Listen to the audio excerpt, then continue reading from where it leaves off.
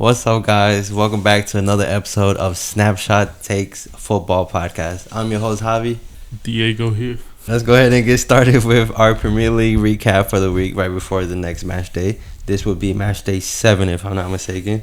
And we go ahead and start off with the new first place Arsenal. Their game was actually against West Ham, which they come out winning 2-0. My predictions coming right. Declan Rice does come out scoring and against his former team. Overall, I think Arsenal had a pretty good game. They were able to find those spaces, getting these through balls in. Yeah. Overall, very dominant over West Ham. Unfortunately, Odegaard got hurt once again. This is like the third start in a row. Yeah, that he gets subbed out in the first half. When he was on the field, man, it looked like he was on a different pace, looking at the field on a different vision. He was dominating. Him, Eze, and Saka were looking lovely together. Although they haven't really matched up with Gyökeres yet, but those front three, they're looking real solid together. They look like they feel comfortable playing with each other. You know. Yeah. Ready the first game, bro. Alright. Chill out. Alright. You ready? Yeah. Alright. So yeah, it's unfortunate that let me know when you're ready, bro. I'm ready. So yeah, it's unfortunate that he got injured. It's really unfortunate that he got injured once again. Actually, West Ham didn't have any shots on target.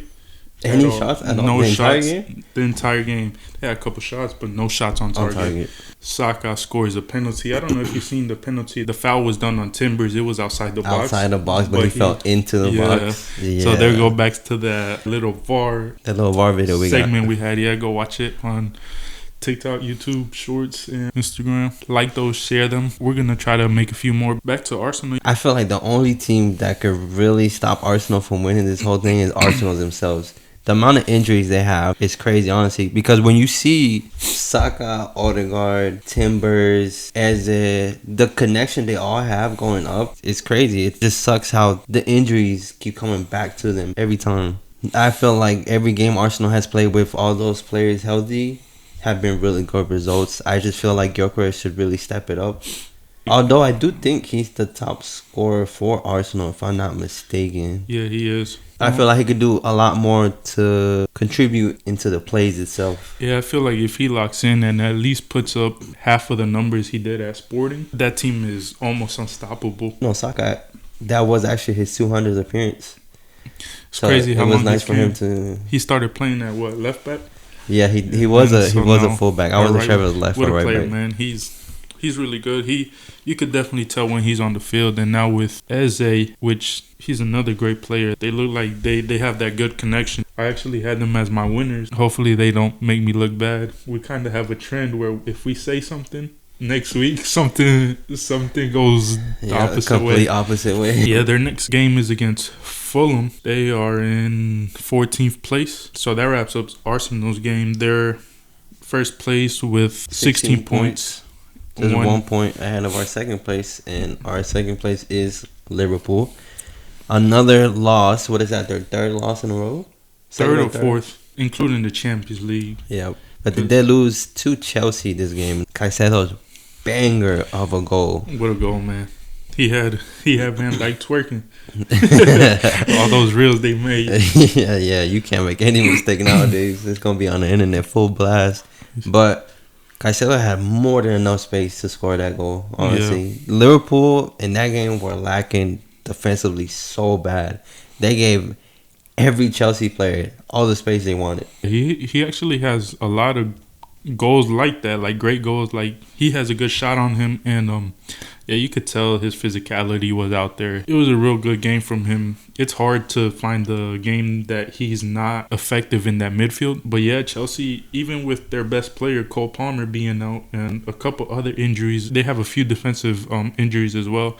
But they have so many players that they just plug them in, and against a Liverpool squad who up until recently have been struggling, they put up a good fight. I gotta say, their coach, their manager is really good at exploiting the weaknesses in the big teams, at least, that they play against. I feel like his best game so far since he's been at Chelsea was against PSG in that Club World Cup. Definitely. But he played it to perfection because that game, if you look at PSG, they mainly attack from left back, right back, and their wingers. Like, they exploit the wings with their speed, and the way he brought the starting 11 out and told each player what role to play, they played extremely well. So Chelsea, we got to give them his flowers. I still think they're lacking in a few, like, maturity level. They do so well against these big teams. It's hard to say they're struggling, but at the same time, they're struggling. It's crazy. It's impressive, but when you actually watch them every game, you see that something's still lacking. So, yeah, I feel like the word is consistent. They're not consistent enough to be Premier League champions. Definitely. But I feel like they might be a dark horse in the Champions League, though, because, the Premier League is a consistent journey. Like, one bad game, 2 bad games, and you're basically out the league. Like, the title race could be done, but in the Champions League, where it's not a weekly game, they might just make a surprise because they have a lot of talent. But yeah, so Caicedo opened up the scoring. Liverpool tied it up. Go from Gakpo.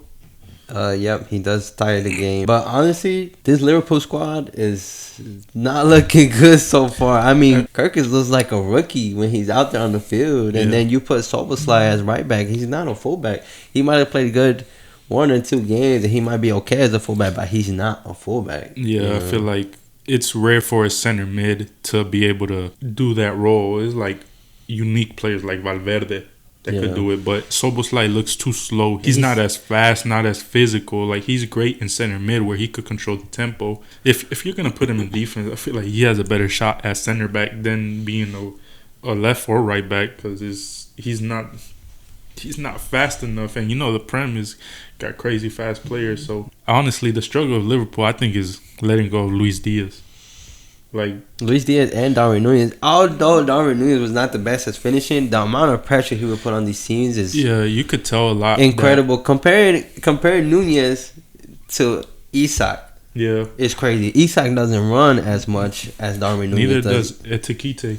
Ekitike, he pressures, but he's not fast, and he runs kind of on his own space. Darwin had that relentlessness out of him that he played for the team, not so much as for him scoring. He had his chances. Yeah, he had his chances, and he'll always be in the right spot, but unfortunately, he wouldn't be able to finish them off. But he played for the team. He was willing to sacrifice himself for the team. So was Luis Diaz. Like, you'll see him running down the wing to defend in the 85th minute, 86th, 90th minute. It didn't matter. And then you'll see him bring the ball up himself.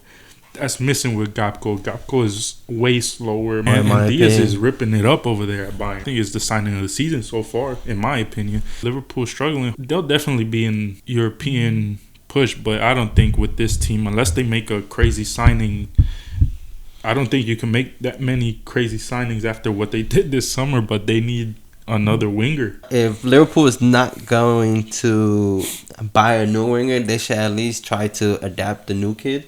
Bring in the new kid, give him more and more minutes. Obviously, he's not going to be a starter considering the fact that he's so young in such a demanding league. But honestly... You're talking about a 16-year-old. Yeah. Yeah, I forgot his name, but Rio? Yeah. Yeah, so I feel like he should be given a little bit more of a chance. Just because, if anything, he does bring a little bit more intensity to the field. I mean, Gakpo, I feel like he just runs up the wing, cuts in, but it's so predictable. Tries to shoot, yeah. So I feel like he was a good player being a sub just because Diaz is going to run at you all game, and then he comes in when the defense is tired, so that would give him a little boost. But yeah, he's not a consistent player. Like, he'll have some good games and he'll find the back of the net. I feel like he's more of a replacement striker than a winger, and they just splashed big on 2 strikers. And 2 strikers that don't really compare to the strikers that Liverpool already had prior to that. Yeah, and Salah is not looking as good this season as previous seasons. Yeah, honestly, Salah has had, in this entirety of the season, 1 successful dribble. He has lost the ball over 100 times this season. And if you see Salah go crazy these past couple of seasons, it's because he has someone to help him. He doesn't pressure. He doesn't do defensive work as much, and that's because someone's always doing his dirty work. You got Soboslai, who would normally do it, or McAllister to normally do it, but McAllister hasn't had time in the game lately, and it's because of the whole injury concern. Soboslai, you're throwing him at right back. There's no help for Salah, and Salah, you could blame him as well. It seems like he's trying to redeem himself because he knows he's having a tough season, but honestly, it's just it's not working out in his favor. It's that pressure that adds up, and I'm gonna throw this in as well. I think missing Trent is another big factor to that, because him and Trent had a crazy understanding. Like, Salah's gonna go into space all the time, and it's like he's throwing the ball to you from gifting it 90 meters away. He's putting it right on the spot, and he's struggling too. So with all these injuries, he's coming back soon. But yeah, sadly, and also, I mean, it's hard to compare Trent to the fullbacks that we have now. Frimpong, yeah, he's a overlap runner. Salah loves to have the wing to himself and cut in, or he'll shift in and shoot with his right foot, which he scored some beautiful goals like that before. But I feel like that's a big struggle for him, getting adapted to the new system. Not the new system, it's same system, different players. It's kind of shifting into a new system. Midfield is different. You got Wirtz, who's still trying to adapt. McAllister seems like he has a different role. Gravenberch seems more like he's more attacking, even though he should play as just a 6, in my opinion. Jeez, this boy's a Liverpool fan. It's too much of a change. After Klopp left this last season, most of the system was going to keep the same players, but now you could tell it's shifting, and I feel like they just invested in the wrong spots. I'm sorry, but Wirtz hasn't been great either. Yeah, we talked about last video where he hasn't been bad, but he hasn't been great. He hasn't been a differential player. So, honestly, I still think he should be playing the left wing. You have 3 great players in center mid. Maybe when McAllister gets fully fit, they'll finally be that trio that they're used to. Gravenberch, Soboslai, and McAllister, and then put on the wing Florian Wirtz, because one-on-one, he's shifty as well. He won't sacrifice himself for the team as much as Diaz would, but I feel like he'll be a better one-on-one, which will free up the striker and free up Salah. So back to the game. In the final minutes, Estevao closed it out. Estevao, the second he came onto the game, was just lethal. He was relentless. He wasn't scared to take over, and that goes back to what we're saying about Chelsea. They have so many players, which it doesn't matter if they have injuries, honestly, because they have so much depth that any of them can make an impact. Yeah, I mean, Estevao came in strong. He had a close shot on his, I think his first or second touch, if I'm not mistaken. And then he gave a great pass to Enzo Fernandez.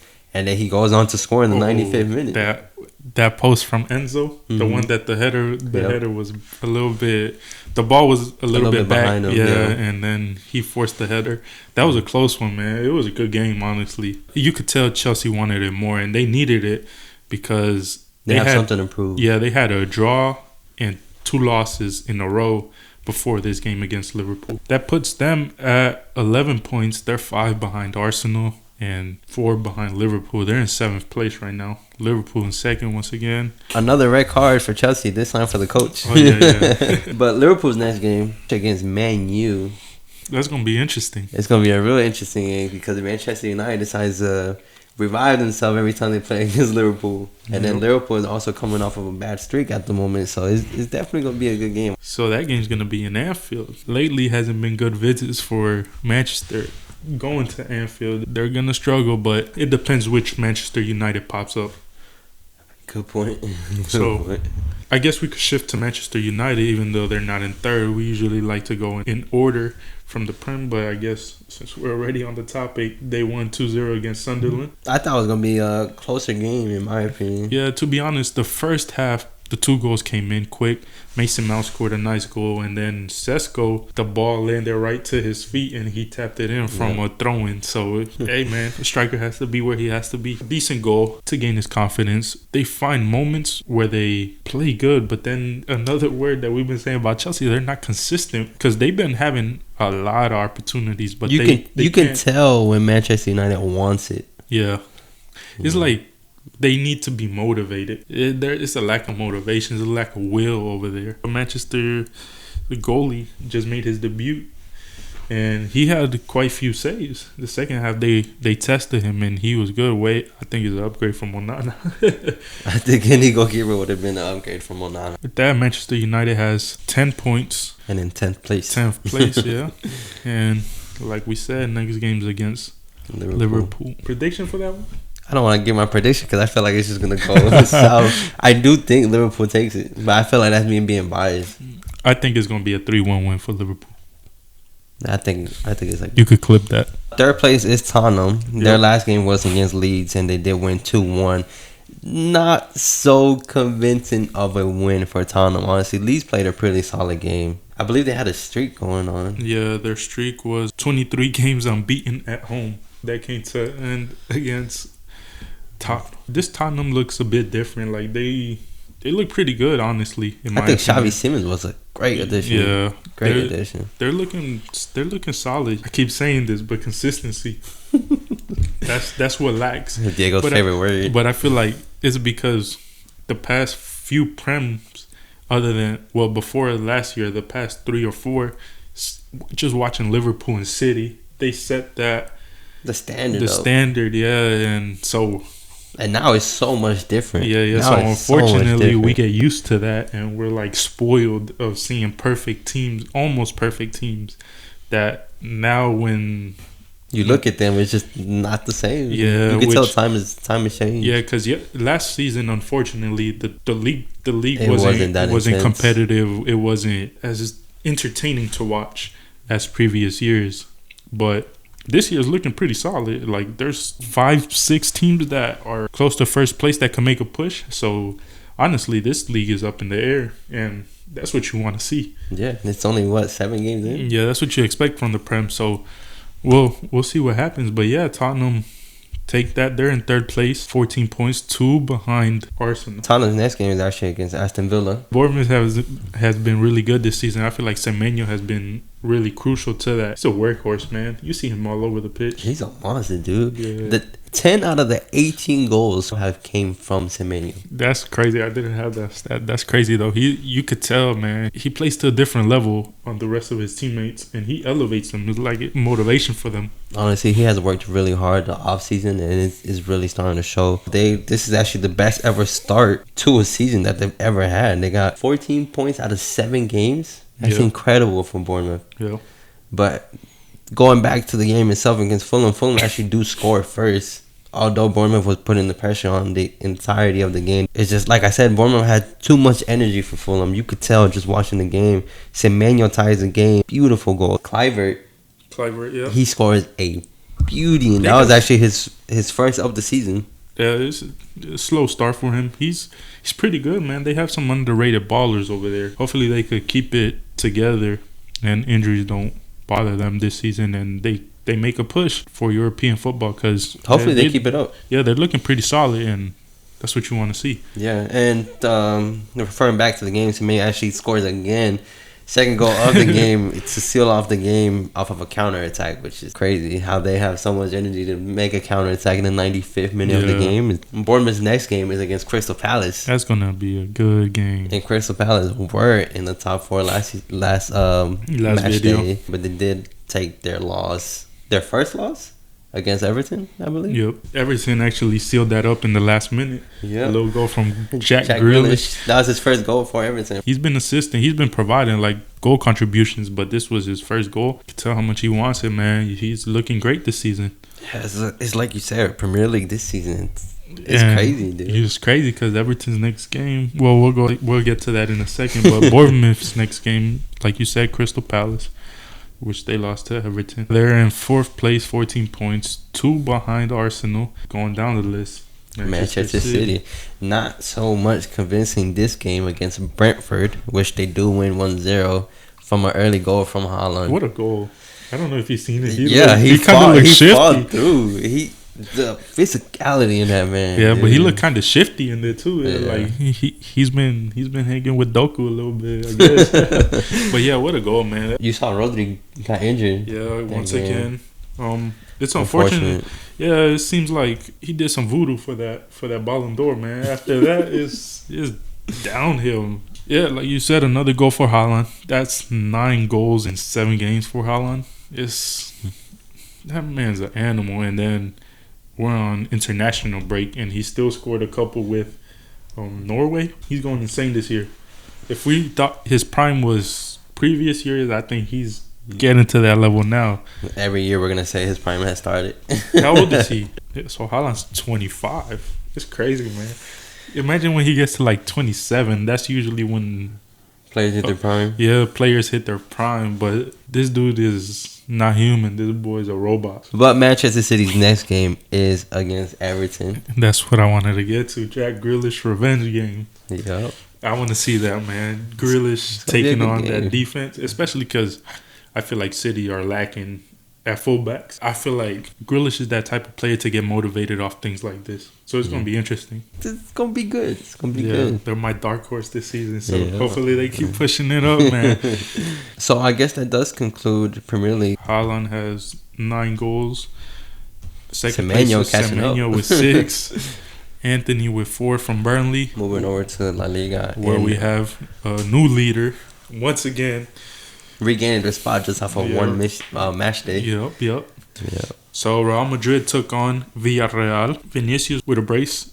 And Mbappe sealing it up. So Villarreal actually had cut the lead down to 2-1. That second goal from Vinicius was a penalty that Mbappe actually let him take. Because he won it, I guess. Or just a motivation, I guess, to calm the press down. Because, you know, the media has been going in at him. And I don't know if you've seen Mbappe's previous. He just had a little interview during international break where he was talking about how this isn't major. Like, he's playing in Madrid with Vinicius and other great players. Like, people are always going to throw shade at them or like make them beef internally. But he loves playing with Vinny. Vinny's a great player. It's just how times are nowadays. Yeah, they always want to find something, especially when you're at a team like Madrid. But yeah, that Madrid win 3-1. It was kind of controversial red card that they gave. So a little more context. So Madrid was winning 1-0. Then they get a penalty, which a lot of people say is not a penalty. That Mbappe, though I honestly think it is a penalty, just because he put his leg defender there. He put his leg there. Yeah, he put his leg and he leaned into him when Vinicius. Vinny, you just have to sell the part. Yeah. There's a lot of players that get fouled in the box, near the box, and they decide to keep going. And honestly, the way football is set up now, it's like if you don't throw yourself, the call won't be called. Yeah, that's the issue with it right now. And I mean, Vinny plays that part perfectly. If I say so myself, a little bit too perfectly based on the. On the red card that Villarreal do get later in the game. That penalty was well deserved in my opinion. So 2-0 was good. And then Villarreal cut the distance, but then it comes to a second yellow for Mourinho. Yeah, which Vinicius was going down the wing, and then he claims he got hit in the face. Yeah. The replay shows that there was no contact at all. Like it was shoulder to shoulder, but no contact to the face in the second yellow, and it's like it killed Villarreal. Like they had momentum after that 2-1, and that just killed them because they had a few opportunities. They really did, but I feel like Villarreal kind of played nervous this game. It's like they definitely felt the pressure of playing against Real Madrid. It's just especially Nicolas Pepe, which is their best player in my opinion, was on the bench. He came in second half. He played a little bit. Like, you could tell Villarreal had a bit more confidence going up because first half, they got dominated. I mean, I feel like there's a controversial call every time Real Madrid plays, unfortunately. I really do hate to say it because Real Madrid is a good team. They really are a good team. It just sucks how it seems like every game there's a controversial call. It sucks. But Villarreal did play scared that game. I don't know if you saw Vinny's first goal, I think. The fullback that was defending against Vinny, terrible. He just gave him all the space in the world. He said, "Here, go ahead and take it, man." He could have done better. He could have closed in a little bit at least. Mbappe does seal the game in the 80th minute. Yeah, he scored in every game still for Real Madrid. He's looking he's on the roll. Even when he's trying to be generous, he's still on the roll. Yeah, because he could have easily taken that penalty. So that brings up to Mbappe for 9 goals. Standards are high this season. Yeah, so next game for Madrid is going to be against Getafe, which is going to be it's going to be a low block game, especially because we know them Getafe thugs. They love playing. There's going to be a fight this game for sure. They love playing haram ball. Predictions for this one? For Real Madrid Getafe, Real Madrid still gonna take it in my opinion. Yeah, I think Madrid are gonna take it as It's well. gonna be a 1-0, 2-0 game. Yeah, that brings Madrid to 21 points. One loss this season, but they've been perfect every other game. So now going down to the reason why they're in first place is because Barcelona actually dropped points. They versed Sevilla and they lost in incredible fashion. 4-1. Sevilla played a great game. I don't know. Alexis Sanchez, man. He was looking. He was motivated that game. He was going in for tackles. He was everywhere. It's crazy considering his age. Yeah, like he was motivated this game. I don't know what got into him. Barcelona looked like a lost soul. I think it's the worst game from them in the Hansi Flick era. Yeah, honestly, it seemed like every player just looked tired. That Barcelona team did not look like Barcelona, especially starting off the game. I mean, in the 10th minute, Araujo causes a stupid penalty, and then he says it's always against us. But honestly, that was ridiculous from him. It's crazy that an 18-year-old is your best center back and you don't know who to pair him with. He's been trying Eric Garcia there, but honestly, Garcia doesn't have the attributes. Let's say he doesn't have the speed. Yeah, he might be smart, but he's not as fast or physical as, let's say, Araujo. I think Christensen would be the best fit for it, but it seems like Flick doesn't 100% trust him. Yeah, so it's interesting going forward because Cubarsí is automatically going to be there. Gerard Martin hasn't been looking great either. They've been doing whatever they want with him, whoever versus him. Balde finally getting back in matchday form, so he should be the starter going on. But talking about their defense as well, Koundé hasn't looked great this season. It's like one good game, one bad game, one good game, one bad game. So Barcelona have some work to do. Can Flick manage defensively? Because last season he succeeded with the high line, but last season you had Cubarsí and Nico Martinez. Yeah. Cubarsí needs someone to be next to him, but he needs a leader next to him. Cubarsí, in my opinion, he's too young, too quiet to be a leader, and Cubarsí cannot be the last man in defense. I feel like that's a little bit too much pressure, and the reason why I feel like the high line worked a lot last season is because Inigo Martinez was so strong, so reliable being the last man that you didn't have to worry that much about it. Yeah, I agree. But as well, not to give an excuse for Barcelona, but they have great players everywhere, but they do have a couple injuries. Yamal didn't play. Rafinha didn't play. Fermin's out. I feel like the issue is defensive, though. Yeah, but I feel like, honestly, in my opinion, seeing what they did against PSG as well in the Champions League, which we'll recap later on, is that Rafinha is their best player. Rafinha is their motivator. Rafinha is, you could tell he's the real leader in that team. He's the only one that's verbal. Yeah. Because you see him fight. Le mete huevo. He shows grit. Like, he wants the ball. He runs all 90 minutes. And you could tell the last two games, the PSG and Sevilla game, they were missing that. They were missing motivation. I honestly think even though he doesn't get the hype as other players like Pedri or Yamal, but he is their best player. And without him, they're not the same. Going back to the game, Barcelona did struggle defensively, attacking everything. Honestly, they could have pulled the window because at one point it was 1-0. No, it was 2-0, correct? And then they cut the lead down 2-1, and then came the penalty, and Lewandowski just missed the entire goal. Which crazy. Is unheard of from Lewandowski. It's crazy. Honestly, I don't know. He has to take it because of the experience he has, but it wasn't normal of him to miss it like that. Rashford looked like their best player out there. He actually is the one who scored the goal. It's crazy how Barcelona's Loney is arguably their best player on attack. Yeah, it's crazy as well. Their front three from last season, Rafinha, Yamal, and Lewandowski, haven't started a game together this season. Really? So we'll see when they get all fully fit once again. But yeah, Olmo looks terrible. That team just doesn't look like themselves. almost atrocious, bro. If you watch those Barcelona games, the last 2-3 games, Yeah. Danny almost has not been good so far. Yeah.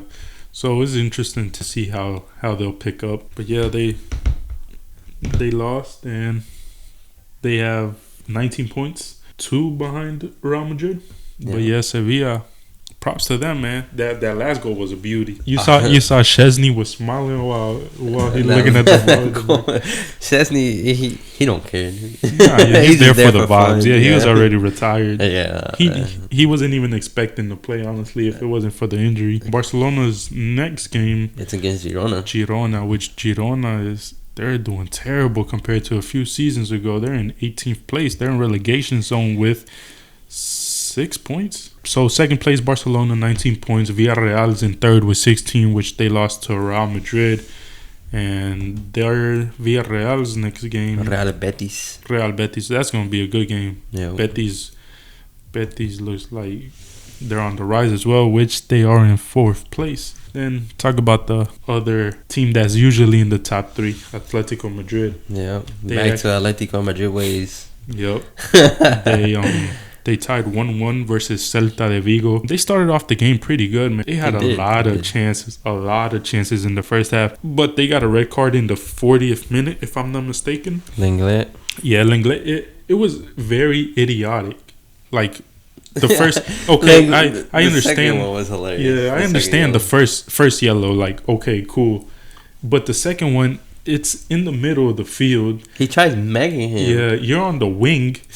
At least 6 players behind you, and you decide to hold onto his shirt. And you're a center back. You're a center back. Yeah. So, first of all, what are you doing high up the field? Yeah. Second of all, what are you doing trying to mag somebody half on the field? You're a center back. You're supposed to be back there, and you're causing the other team to just go ahead and do it.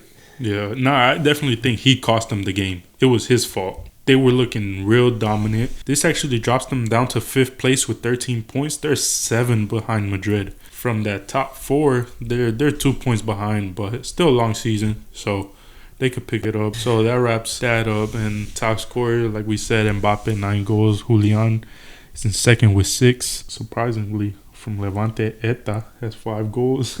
Oh, wow. Third place, yeah, tied with Vinicius with 5 as well. Moving on now to the Serie A. Napoli, first place. They won 2-1 against Genoa. Napoli, they've been really consistent this season. They've been looking good, even in the Champions League. You could tell De Bruyne and McTominay have a good connection. And now adding Højlund. Yeah, you seen that De Bruyne told Højlund, why you keep dropping so much? Like, make the runs forward. And they were talking about how feed him. Manchester United, he was forced to drop back. Like, they would tell him to drop back. So now he was saying how he understands how Haaland has so many goals because he was getting fed by De Bruyne. Having De Bruyne as someone who can just feed you these goals is underrated flex. De Bruyne he's crazy, man. Even at that age, like, quality's still there. He scored with Denmark as well. Yep. So he's on the hot streak. Hopefully he could keep it going. But yeah, Napoli beat Genoa. They're in first place with 15 points, tied with Roma, which are in second with 15 points as well, which Roma beat Fiorentina 2-1. Roma is surprisingly doing better this season. They're doing pretty good. Hopefully they keep it up, man. The Serie A is looking pretty good as well. I would love to see Roma in Champions League. Third place Milan. They could have been in first place, but yeah, they decided to tie with Juventus, which they wanted to share points. The blame would be on Pulisic. It's crazy how he skied that penalty, man. I was just hyping Pulisic's last video. You know what's crazy as well? Last video I said to tune into the Serie A that Milan Juventus game was going to be so good. I watched it. 0-0, man. Milan could have won. Yeah, Milan should have won. They had a lot of opportunities. They should have won. They played so much better. Yeah. They just couldn't seal it off. Couldn't score that goal. It was such a bad penalty. Yeah. Over the bar. Yeah, it's crazy. It seemed like the pressure got to him. I must have, honestly. Fourth place, Inter actually is on the come up. Winners. Yeah. I think they're gonna end up winning it. They're getting back into form. I feel like they struggled a bit in the first, but I feel like it's just compared to all these other teams, they're the team that has played the most games because they got far in the Champions League. They played the Club World Cup, which they didn't do great, and they had internal beef. They had little problems, Lautaro with Çalhanoğlu, but I feel like all that's settled now and that they're getting back into form. That makes 3 wins in a row in the Serie A. They got 12 points, 3 behind Napoli. So it's going to be an interesting one as well, the Serie A. And then 5th place Juventus with 12 points. Serie A is looking good this season. Yeah. Moving over to the Bundesliga, and no surprise here when I say the first place, it is Bayern Munich. They do have 18 points. And second place is Dortmund with 14 points. Which the next game is actually against each other. Yep. The derby.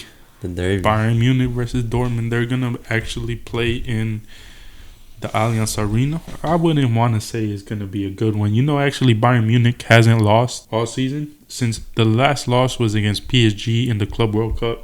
Other than that, they've been perfect all season. I hope to see them against tougher teams. Yeah, definitely. But so you've seen far, in the Champions League, well, Chelsea, I wouldn't say they're top tier, but they're pretty good and they dominated so far. them.